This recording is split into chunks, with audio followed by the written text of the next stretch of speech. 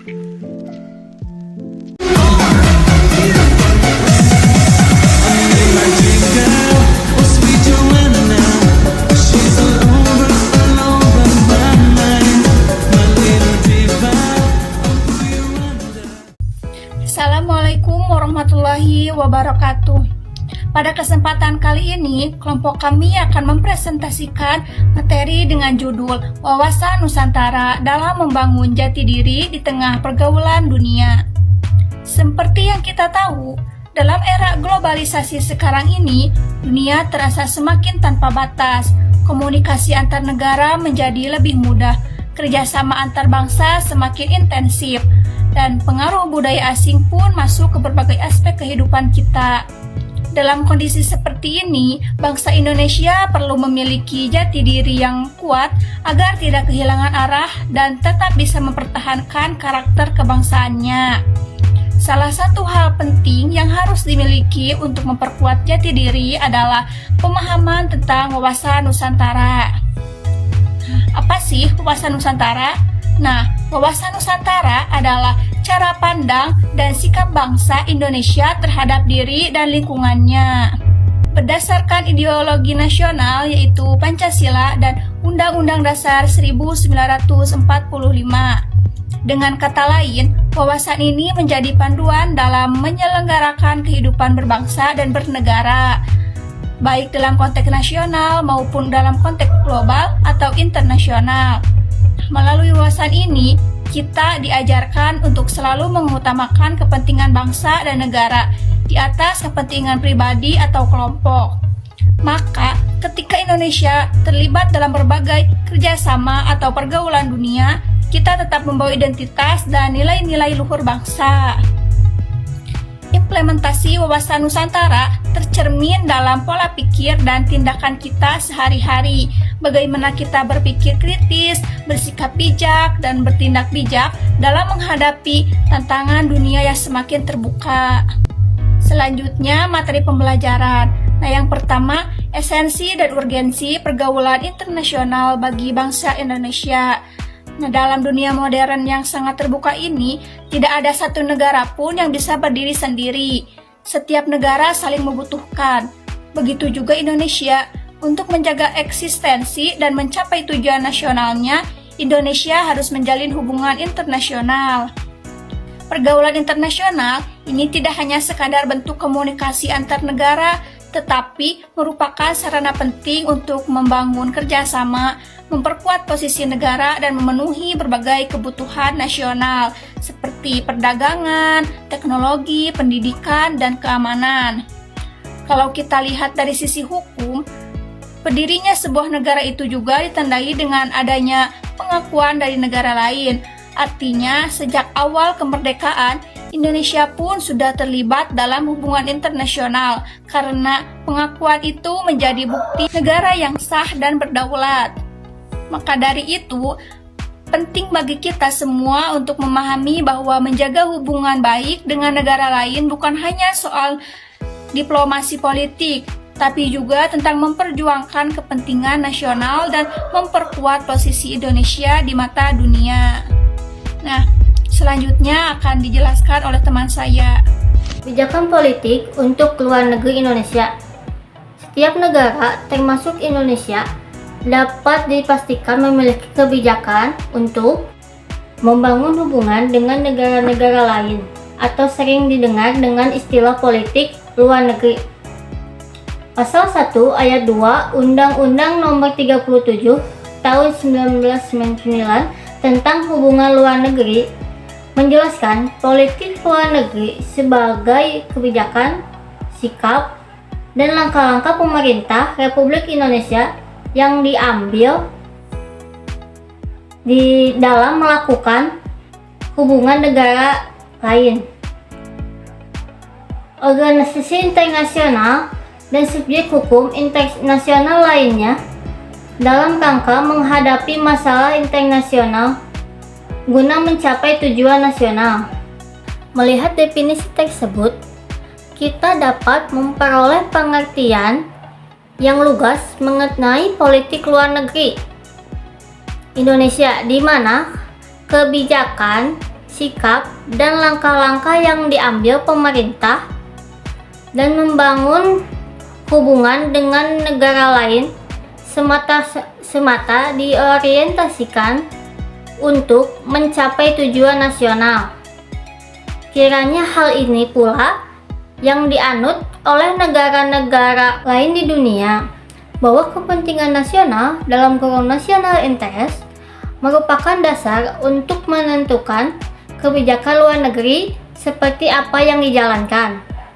Membincangkan peran Indonesia dalam pergaulan internasional tidak dapat terlepas dari kebijakan politik luar negeri yang dianut Indonesia, yaitu politik luar negeri bebas aktif.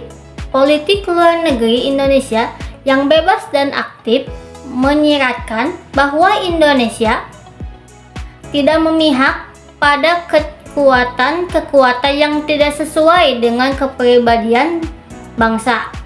Sebagaimana terkandung dalam Pancasila, bangsa Indonesia selalu aktif dalam merespon setiap fenomena internasional.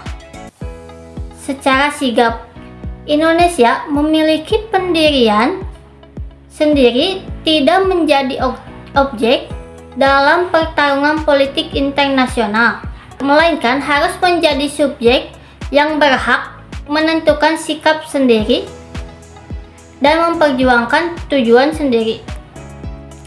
Cara politik luar negeri bebas aktif merujuk pada penerapan strategi politik Indonesia dalam membangun hubungan dan kerjasama internasional tanpa terikat oleh kepentingan negara dan diabadikan untuk kepentingan nasional.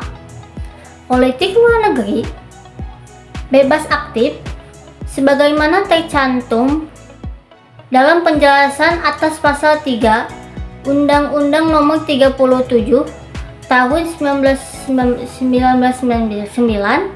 tentang hubungan luar negeri pada hakikatnya bukan merupakan politik netral, melainkan politik luar negeri yang bebas menentukan sikap dan kebijaksanaan terhadap permasalahan internasional dan tidak mengikat diri sendiri secara a priori pada suatu kekuatan dunia, serta secara aktif memberikan sumbangan baik dalam bentuk pemikiran maupun partisipasi aktif dalam menyelesaikan konflik, sengketa dan permasalahan dunia lainnya demi terwujudnya ketertiban dunia yang berdasarkan kemerdekaan, perdamaian abadi, dan keadilan sosial. Penerapan kebijakan politik luar negeri Indonesia dilakukan melalui diplomasi yang kreatif, aktif, dan antisipasi, tidak sekedar rutin dan relatif, teguh dalam prinsip dan pendirian, serta rasional dan luas dalam pendekatan. Pasal 4 UU Nomor 37 Tahun 1999, diplomasi seperti ini menggambarkan jati diri diplomasi Indonesia yang terciri sebagai berikut. A. Diplomasi yang tidak sekedar bersifat rutin, melainkan dapat menempuh cara-cara non-konvensional yang tidak terlalu terikat pada kelaziman protokoler atau tugas rutin belaka, namun tanpa mengabaikan norma-norma dasar dalam tata krama diplomasi internasional.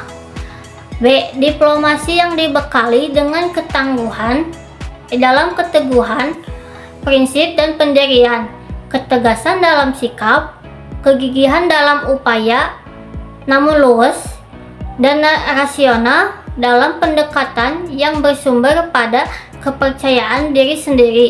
C. Diplomasi yang dijalankan adalah diplomasi yang mencari keharmonisan, keadilan, dan keserasian dalam hubungan antar negara, menjauhi sikap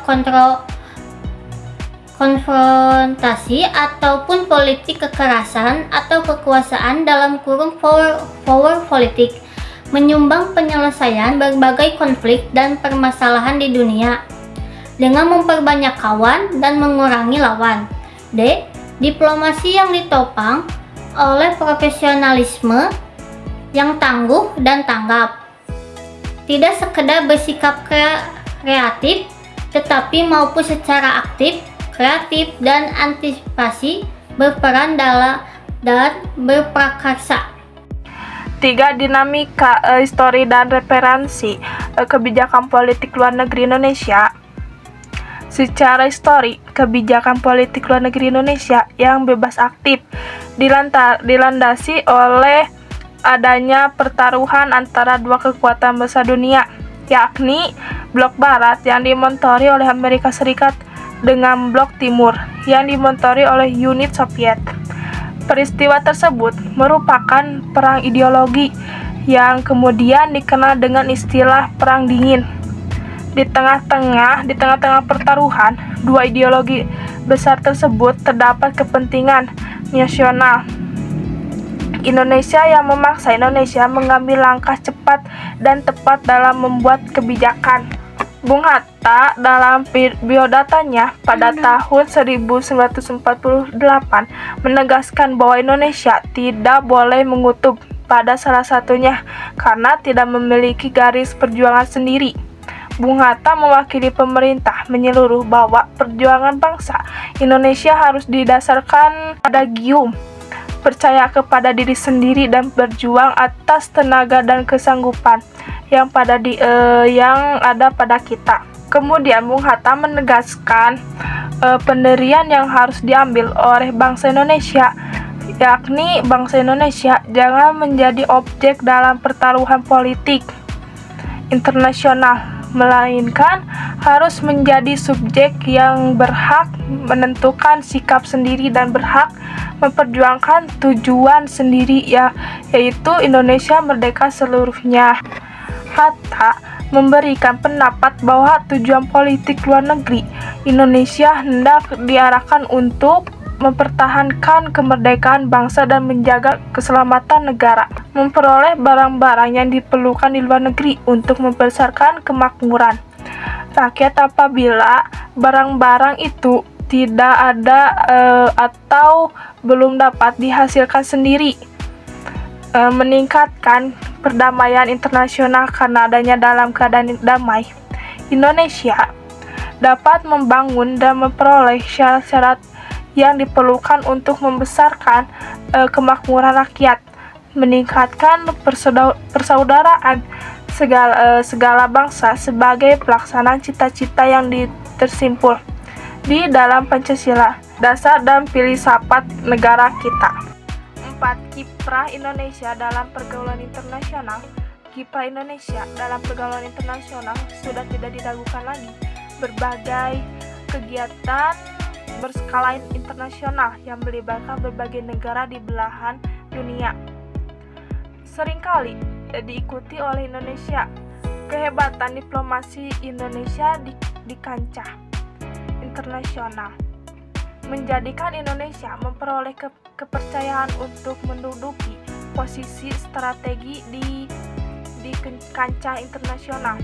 Salah satunya bukti hebat Indonesia dalam promosi internasional adalah ditetapkan Indonesia berbagai anggota tidak tetap Dewan Keamanan Perserikatan Bangsa-Bangsa pada bulan Juni 2018 bersama Jerman, Afrika Selatan, Belgia, dan Republik Dominika. Ini bukanlah kali pertama Indonesia menduduki posisi sebagai anggota tidak tetap Dewan Keamanan PBB. Sebelumnya Indonesia pernah menduduki posisi yang sama pada periode 1973 sampai 1974, periode 1995 sampai 1996, dan periode 2007 sampai 2008. Posisi ini sangat strategi karena berbagai Dewan Keamanan PBB, Indonesia akan menjadi bagian dari proses perumusan kebijakan untuk menjaga perdamaian dan keamanan internasional sesuai mandat Piagam PBB. Selain itu, posisi tersebut juga dalam rangka mewujudkan salah satu misi kebangsaan Indonesia, yaitu ikut melaksanakan ketertiban dunia yang berdasarkan kemerdekaan, perdamaian abadi, dan keadilan sosial.